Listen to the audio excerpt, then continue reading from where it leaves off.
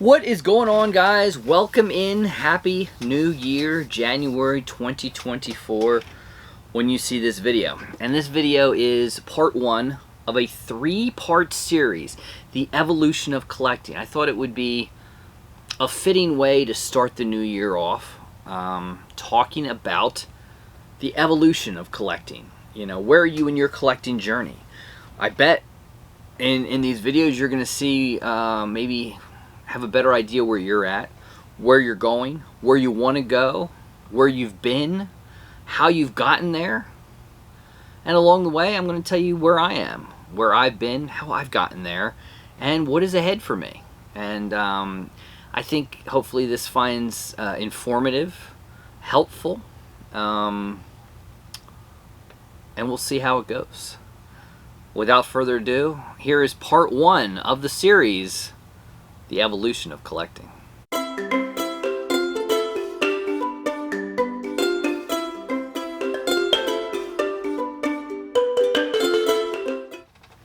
Alright guys, like, subscribe, ding the bell, ding ding ding ding, all that good stuff, affiliate links, discount codes, Patreon, all that kind of stuff down below in the body of the video. Check it out. So what we're going to talk about, guys, is the evolution of collecting. This is going to be a three-part series. And, you know, I find myself in tons of different evolutions of collecting.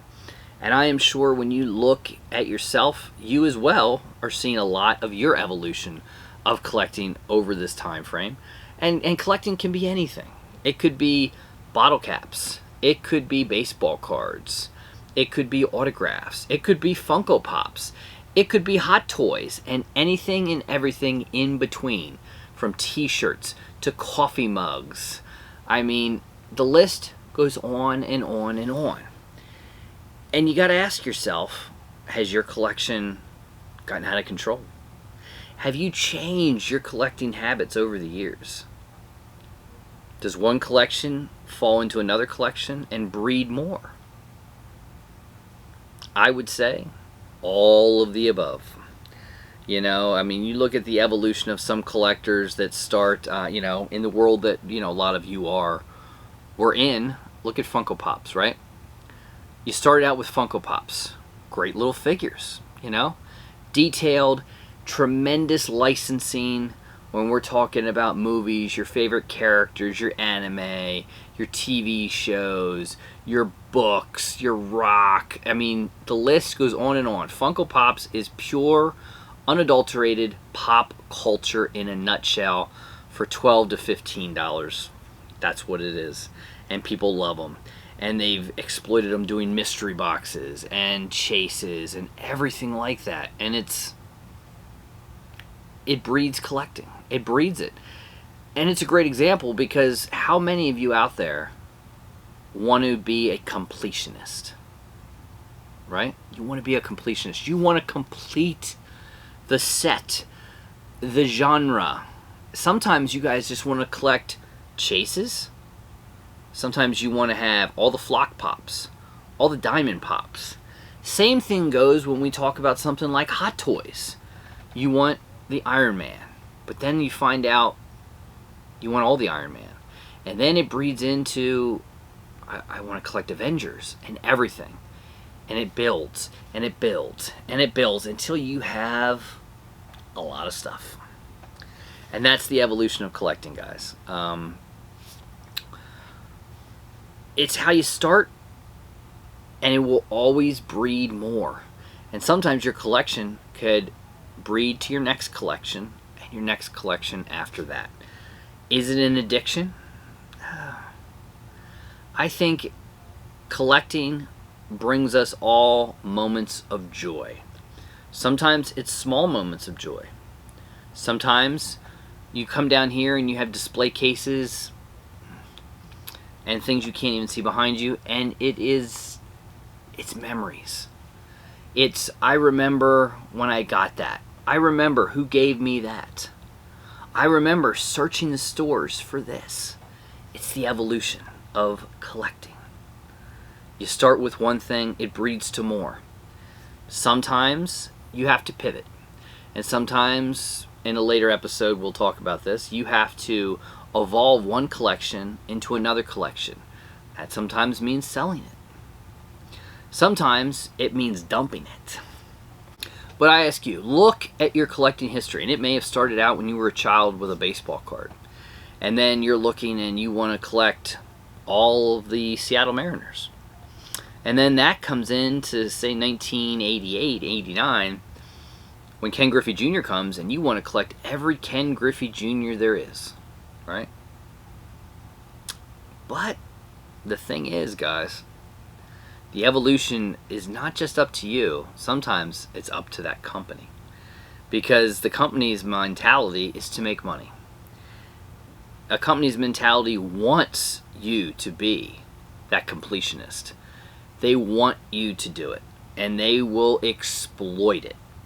Why? Because you got to have it all.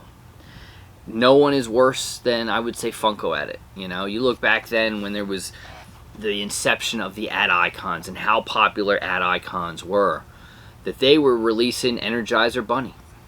They were releasing flocked Energizer Bunny. They were releasing some silver Energizer Bunny, glow-in-the-dark Energizer Bunny. Now, it's the same mold. It's no different. But because it has all those nuances and you want to have them all, it's great business. Is it great collecting? No. But it is great business.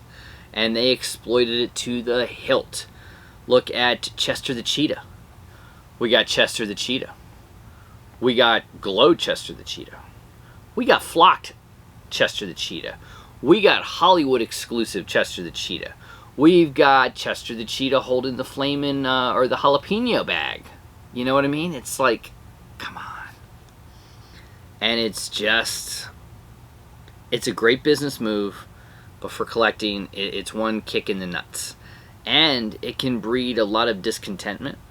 And I also think it could breed a lot for you guys of, what do you do? You know? Because it's hard to be a completionist. And in fact, me, myself, I was a completionist. You know? I'll tell you a little story. So me, personally, I collected a lot of Black Series. I love Black Series. I tended to do a lot of the genres. And then I'm looking at them and it's like, do I need them? And then I dumped. I don't have any Black Series anymore. Don't collect them. Another big one was I was a completionist of the Major Wrestling Figure Podcast, Major Bendies. Now, Major Wrestling Figure Podcast, Matt Cardona, Brian Myers, Smart Mark Sterling, and a slew of other people. They have wrestling figure collecting, and they do a podcast. Great podcast, guys. Check them out. Check out the YouTube channel. If I remember where to link it, I'll link it right there. You can go find them. And I also love it that they created their own toy line, Major Bendies.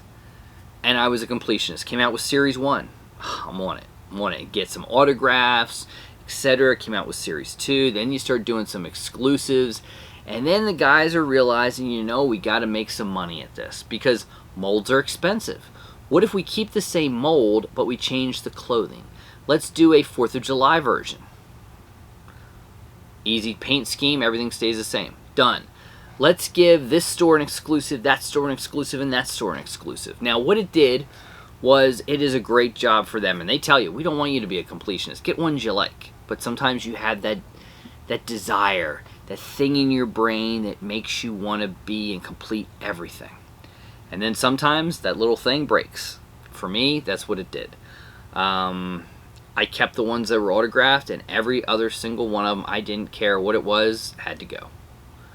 And it reached a point with me, you know, of I can't complete it all. I can't do it. I can't be a completionist. And the guys will tell you the same thing. They were completionists for certain things, then one little thing happens, you know. Maybe it's they make the same figure or the same character only slightly different, and it just tweaks you. It tweaks you enough that it's the evolution of collecting, that your collecting changes. And sometimes you dump.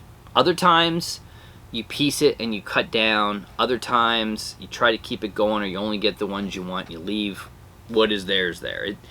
It's so many different ways you could look at it, you know. It's the evolution of collecting. And I ask you, this is a question I have for you. Message me down below. I want to know this.